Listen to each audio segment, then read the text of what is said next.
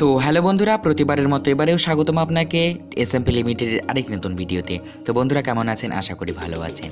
তো নতুন লঞ্চ হওয়া Oppo F19Pro Plus 5G মোবাইলটির সম্পর্কে সমস্ত কিছু জানতে চাইলে আজকের ভিডিওটি শেষ পর্যন্ত দেখতে থাকুন। আশা করি উপকৃত হবেন ভিডিওটিতে। তো চলুন আর দেরি না করে আজকের ভিডিও শুরু করা যাক।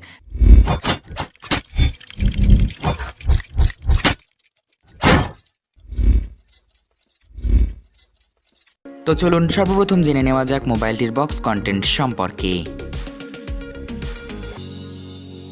তো মোবাইলটিতে আপনি ডকুমেন্টেশন পাবেন, সিম কার্ড টুল, ক্লিয়ার কেস, 65 ওয়াটের ফ্ল্যাশ চার্জার অ্যাডাপ্টার এবং 3.5 mm এর ওয়্যার্ড ইয়ারফোন আর USB টাইপ সি পাবেন।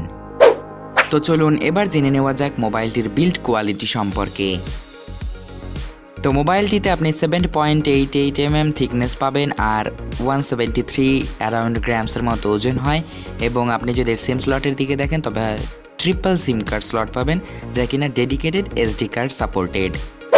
তো চলুন এবার জানা যাক মোবাইলটির পোর্টস অ্যান্ড বাটন সম্পর্কে।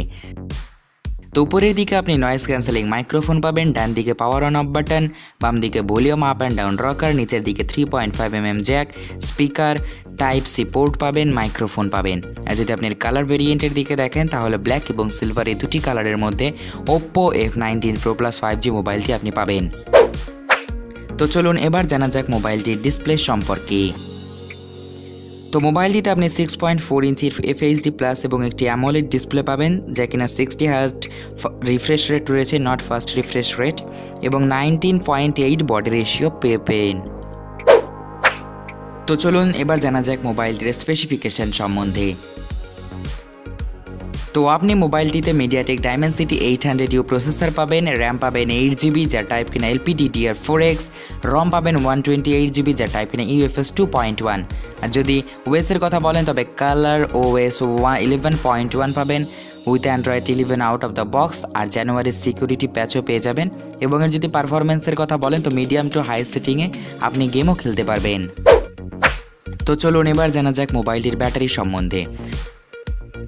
তো আপনি এই মোবাইলটিতে 4310 mAh ব্যাটারি পাবেন উইথ 15 ওয়াট চার্জিং, 65 ওয়াটের আপনি চার্জার পাবেন, কিন্তু ফোন 15 ওয়াটেই সাপোর্ট করে, আর 45 to 50 মিনিটসে আপনি ফুল চার্জ করতে পারবেন ব্যাটারিটিকে।